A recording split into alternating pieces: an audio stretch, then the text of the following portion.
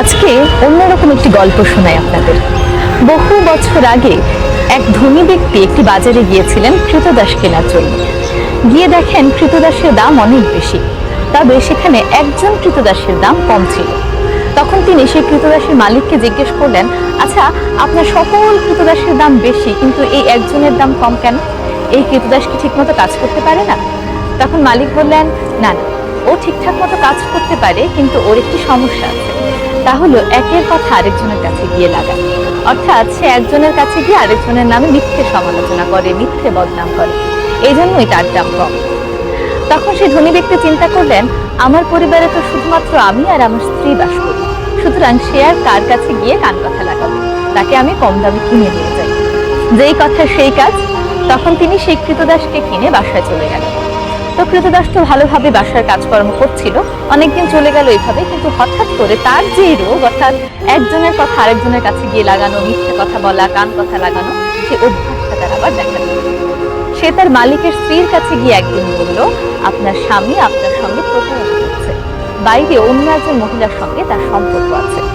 এই কথা শুনে তো তার স্ত্রী প্রচন্ড ভাবে কান্না শুরু করলো এবং সে ভেঙে পড়ল। তখন কৃতদাস তাকে একটি বুদ্ধি দিল, বলল, আপনি ভেঙে পড়বেন না, বরং এর প্রতিশোধ আপনাকে নিতেই হবে। আপনাকে আমি সাহায্য করব। আপনি একটি কাজ করবেন, আপনি রাতের বেলায় আপনার স্বামীর দাড়ি থেকে একটু চুল কেটে নিয়ে আমাকে দেবেন।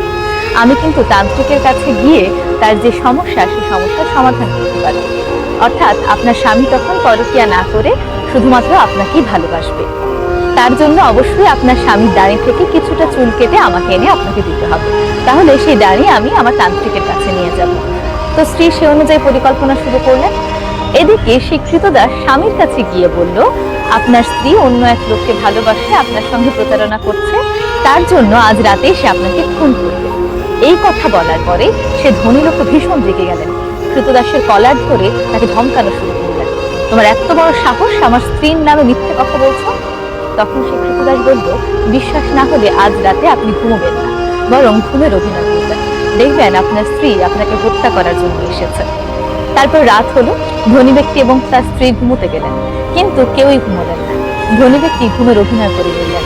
তার স্ত্রী অনেক রাতে উঠে একটি ছুরি নিয়ে এলেন তার স্বামীর দাড়ি থেকে কিছুটা চুল কেটে নেওয়ার জন্য। এদিকে স্বামী চিন্তা করলো, স্ত্রী বুঝি তাকে খুন করতে এসেছে। এই চিন্তায় সে স্ত্রীর হাত ধরে ফেললো এবং স্ত্রীর সাথে তার তুমুল ঝগড়া হলো। ঝগড়ার এক পর্যায়ে তাদের ছাড়াছাড়ি হয়ে গেল। পরবর্তীতে স্বামী আর স্ত্রীর যে সুন্দর সম্পর্ক ছিল তা ভেঙে টুকরো টুকরো হয়ে গেল। দুই পরিবারের মধ্যে ঝগড়া ঝামেলা শুরু হলো। নানাভাবে চেষ্টা করেও সেই সম্পর্ক আর কোনোভাবেই জোড়া লাগানো যায় না। দেখুন, এই সামান্য কান কথার কারণে একটি সুন্দর সম্পর্ক, একটি সুন্দর পরিবার ভেঙে তছনছ হয়ে গেল। শুধু তাই নয়, এই স্বামী এবং স্ত্রী সেই দুজনের পরিবারটাও কিন্তু ধ্বংস হয়ে গিয়েছে তাদেরই বিবাহ বিচ্ছেদের কারণে। তাই কখনোই কারো কান কথা বিশ্বাস করবেন না।